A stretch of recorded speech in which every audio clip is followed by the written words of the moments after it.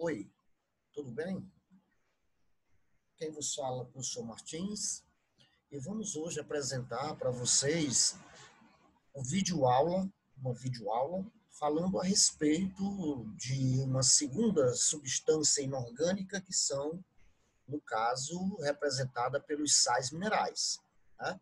Os sais minerais são substâncias inorgânicas que, mesmo em quantidades muito pequenas, necessárias no nosso cotidiano, são de vital importância para que o metabolismo ocorra dentro de sua normalidade, ok?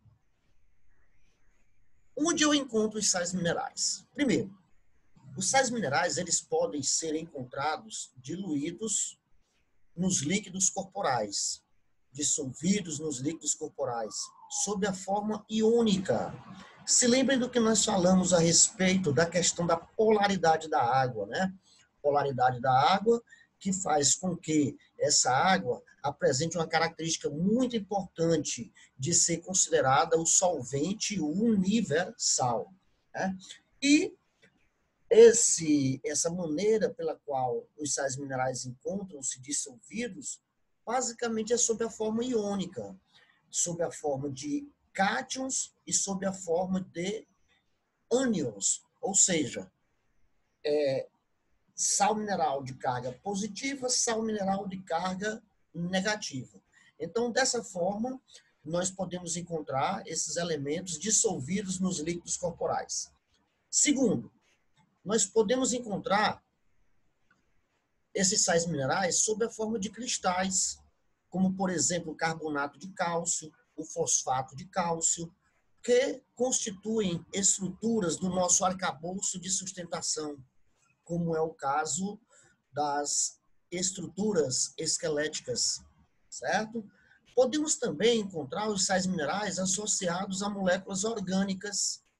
Associados a moléculas orgânicas significa dizer que eu posso ter um composto orgânico e associado àquela molécula, eu tenho um composto mineral que vai contribuir para a função daquela molécula. Exemplo, proteínas, como no caso a hemoglobina presente nas hemácias, a mioglobina presente nos músculos. Esses compostos orgânicos, eles apresentam uma função interessante que seria, no caso das hemácias, a hemoglobina ela tem a função de transportar os gases respiratórios, né?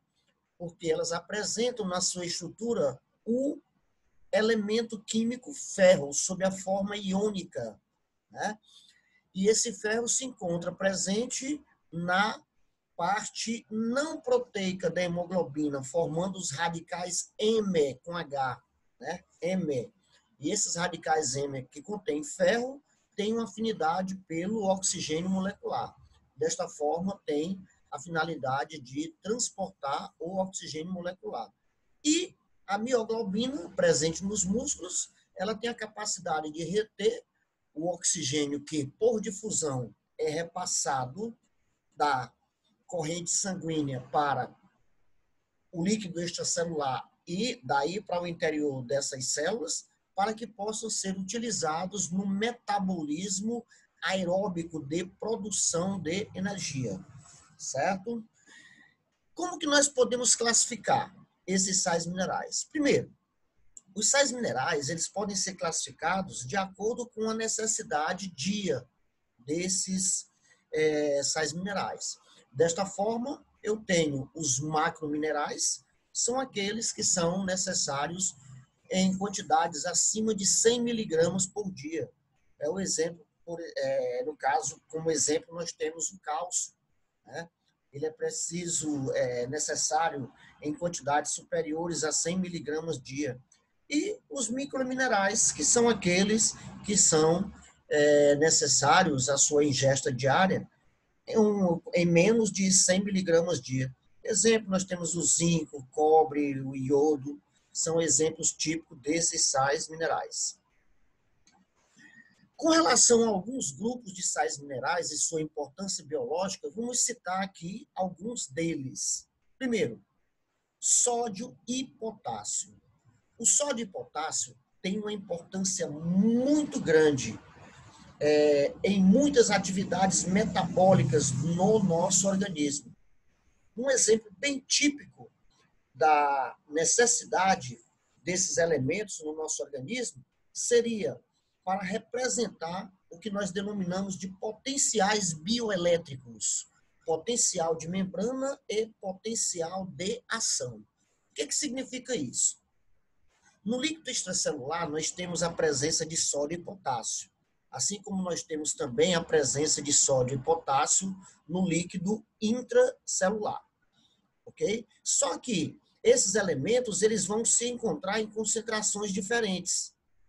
E essa diferença de concentração se dá justamente pela presença de um complexo enzimático existente na membrana que trabalha com gasto de energia. E esse complexo enzimático, complexo proteico enzimático, certo? Nós denominamos de bomba de sódio e potássio. Nesse caso, a bomba de sódio e potássio, ela faz transportar ativamente sódio para o meio extracelular e potássio para o meio intracelular. Desculpa. Desta forma, você vai ter uma maior concentração de sódio fora da célula e uma menor concentração de sódio no seu interior. E o inverso acontece com o potássio. Você tem mais potássio no interior da célula e menos potássio no meio extracelular. E essa diferença de potencial elétrico, que nós denominamos de potencial de membrana ou potencial de repouso, é de grande importância para o funcionamento do nosso sistema nervoso. A excitabilidade das células nervosas e também das membranas das fibras musculares se dá justamente a essa diferença de concentração entre os meios intra- e extracelular de sódio e potássio. Sendo assim, essa célula, ao receber um determinado estímulo, ela vai desencadear um impulso nervoso. E esse impulso nervoso, ele vai ser propagado através da membrana, levando assim as informações de um neurônio para outro ou de um neurônio para uma fibra muscular, desencadeando assim uma resposta contrátil, ok? Então temos aí a importância, uma das importâncias do sódio e potássio. Podemos relatar também, como importância desses íons, o mecanismo de retenção hídrica, ok? Retenção hídrica significa dizer que a água, que é essencial ao nosso metabolismo, ela se encontra presente nos seus compartimentos devido à presença desses elementos, sódio e potássio. Se você tem uma queda na concentração desses elementos, com toda certeza você vai também ter uma perda hídrica, o que pode desencadear um mecanismo de desidratação. Processo esse que já discutimos em aulas anteriores, quando falamos a respeito da água. Ok? Um outro sal mineral de grande importância é o cálcio. Cálcio é de grande importância para o nosso organismo. De tão grande importância, assim como também o sódio, né, dentre outros, que eles apresentam uma quantidade adequada no nosso sangue. E essa quantidade aumentada ou diminuída, ela vai provocar danos até mesmo irreversíveis ao organismo. Tá certo? Então, vamos ver aqui uma das grandes importâncias relacionada ao cálcio. O processo de contração muscular.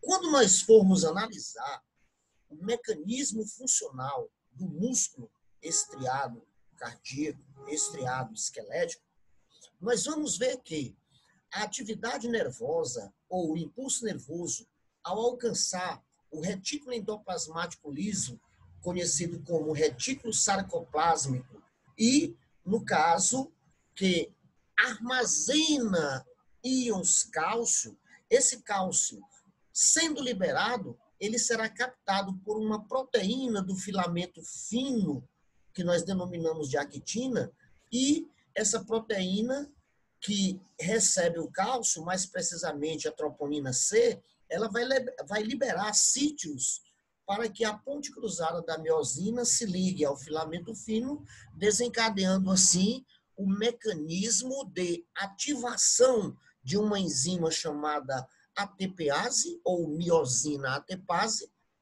que, ao liberar energia, vai desencadear o processo de encurtamento dos sarcômeros e, assim, desencadeando a contração muscular.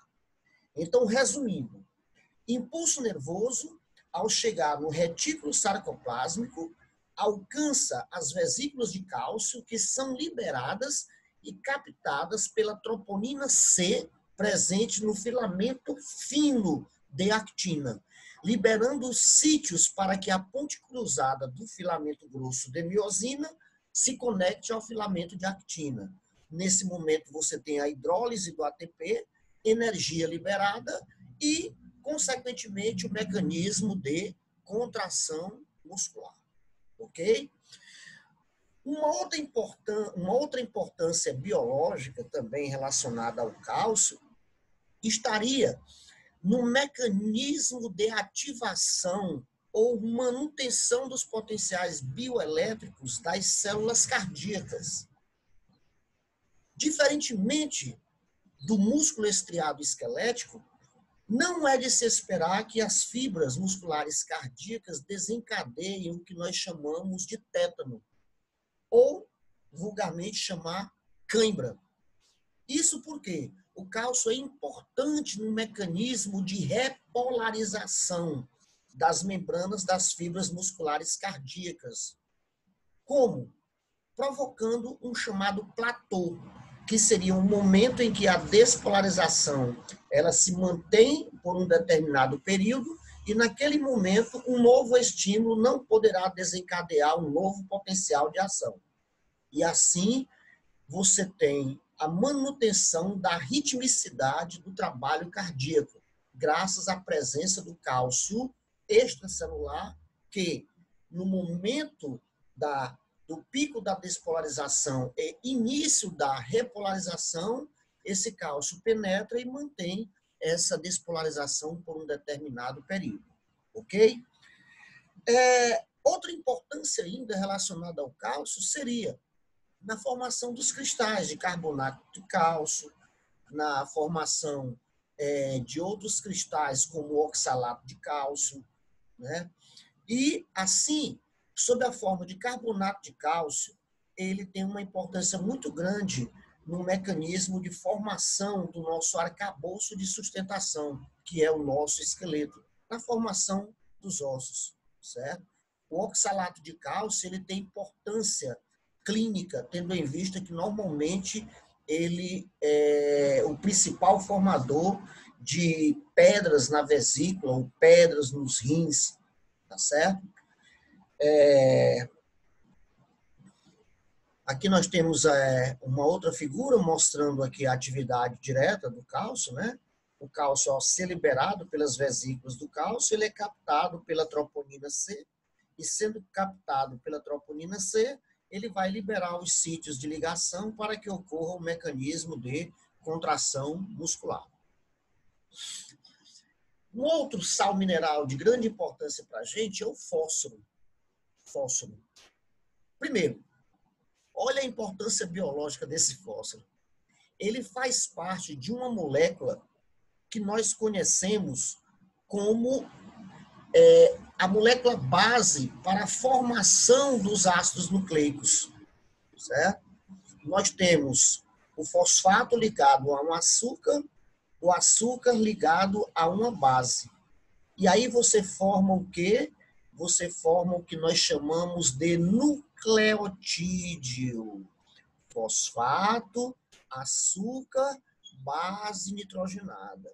Então, esses nucleotídeos, eles são a base para a formação do DNA, que seria uma molécula que contém dupla hélice, né? Que é no caso, a sigla de desoxirribonucleic acid, ou ácido desoxirribonucleico, né? Aqui, nesse caso do DNA, o grupamento fosfato vai estar ligado a uma desoxirribose, que vai se ligar a uma base nitrogenada, que pode ser adenina, guanina, citosina ou timina. Porém, nós temos também o outro ácido nucleico, que é o RNA, que é a sigla de ribonucleic acid. Então, o ácido ribonucleico, ele, diferentemente do DNA, vai apresentar somente uma hélice única, certo? O que vai mudar é que o açúcar, no caso, será a ribose, que é uma pentose, tem 5 carbonos, e o RNA não tem dupla hélice, tem uma hélice única, ok? Então, você tem aí, ó, na formação do nucleotídeo, você tem o açúcar, você tem a base nitrogenada, né, que pode ser, dependendo do DNA ou RNA, adenina, guanina, timina, citosina ou uracila. E você tem aqui a representação do grupamento fosfato, certo? Grupamento fosfato, PO4, 3 menos. Falando um pouco mais do fósforo, nós temos também uma outra função interessante. Ele se combina com o cálcio para formar o quê? O fosfato de cálcio. Formando o fosfato de cálcio, ele vai o quê? Fazer parte das estruturas mineralizadas do osso, contribuindo assim também para a formação do nosso esqueleto, certo? E, além dessas funções que nós já falamos, nós temos também que o fósforo, ele é importante na formação de uma molécula denominada adenosina trifosfato, ou trifosfato de adenosina, também conhecido vulgarmente como ATP, né? O ATP é uma molécula que, apresentando grupamentos fosfatos, esse ATP ele vai apresentar a capacidade de armazenamento de energia, né? Vai armazenar energia. E essa energia ela vai ser cedida para os fenômenos vitais da célula. Dentre eles, o mecanismo de contração muscular, o mecanismo de manutenção da temperatura corporal, o mecanismo de manutenção da atividade das bombas que trabalham com gasto de energia, dentre outros. Então, de muita importância o fósforo para o nosso metabolismo. O ferro. O ferro tem uma importância muito grande, tendo em vista que esse ferro ele poderá estar associado a moléculas orgânicas e, sendo assim, ela tem como objetivo promover a retenção do oxigênio molecular necessário ao mecanismo respiratório. O exemplo, como nós já colocamos anteriormente, nós temos a hemoglobina, que é uma molécula que transporta oxigênio molecular e o gás carbono, né? Sendo que o oxigênio ele tem afinidade pelos radicais M, que contém o ferro, certo?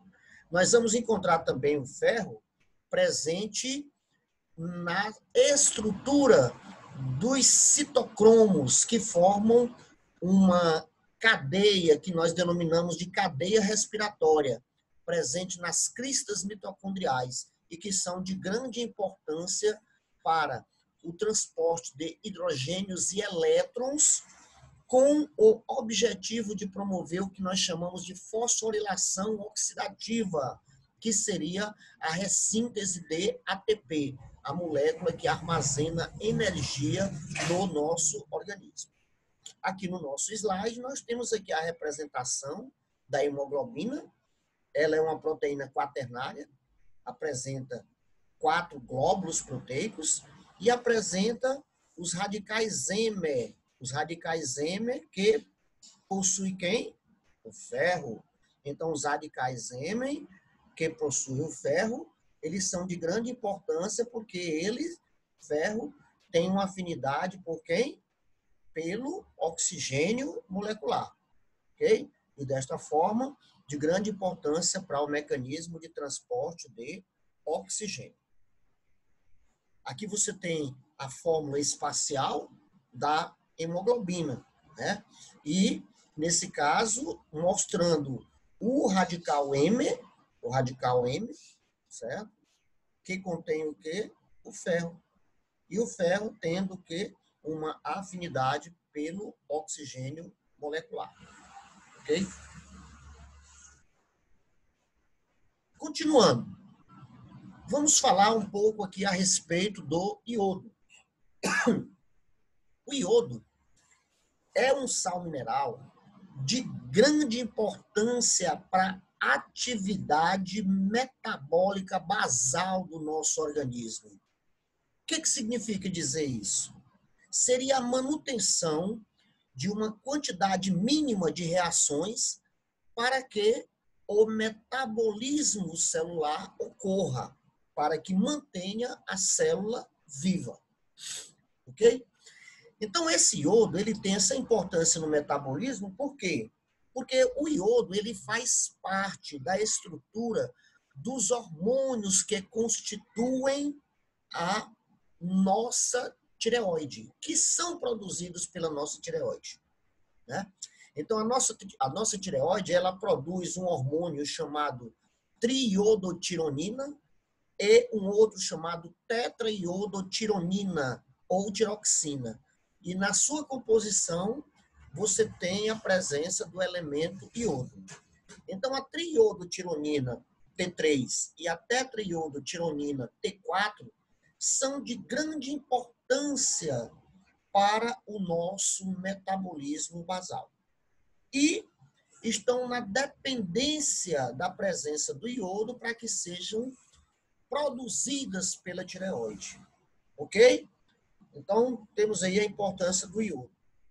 Algumas doenças, como hipotireoidismo e hipertireoidismo, elas estão na dependência do iodo para a fabricação desses hormônios. Ok? Uma deficiência de iodo diminui a taxa dos hormônios tireoidianos, o que pode contribuir para o hipotireoidismo. Desta forma, existe uma tendência natural de que a tireoide seja estimulada de maneira efetiva por um hormônio da hipófise anterior, denominado de hormônio tireoide estimulante, o que provoca um aumento na estimulação da atividade tireoide, o que desencadeia a sua hipertrofia, o que nós denominamos de hipertireoidismo, né? De hipotireoidismo, deficiência, né? Então, esse hipotireoidismo, ele é desencadeado justamente pela deficiência do iodo. E o excesso também provoca uma doença, que é o hipertireoidismo. O hipertireoidismo, normalmente, ele está relacionado a uma grande produção, né, dos hormônios da tireoide. E ele não está na dependência somente da atividade ou da presença do iodo, e sim também, é claro, da atividade de um outro hormônio que nós já falamos, que é o TSH, Tireoide Stimulante Hormone, do inglês, que é o hormônio tireoide estimulante. Ok? Então, uma estimulação exagerada da tireoide por parte do TSH vai, é claro, promover uma maior assimilação de iodo para a fabricação dos hormônios tireoidianos, T3 e T4. Ok? Então, meus amigos, nós falamos um pouco aqui de alguns sais minerais, dando a ideia da importância desses sais minerais. É claro que nós temos muitos outros sais minerais de grande importância biológica que não foi discutido aqui pela gente, né? No nosso pequeno vídeo, né? Mas eu espero que os colegas tenham tido uma base do que seja um sal mineral, né? a importância biológica desses sais minerais para o metabolismo celular.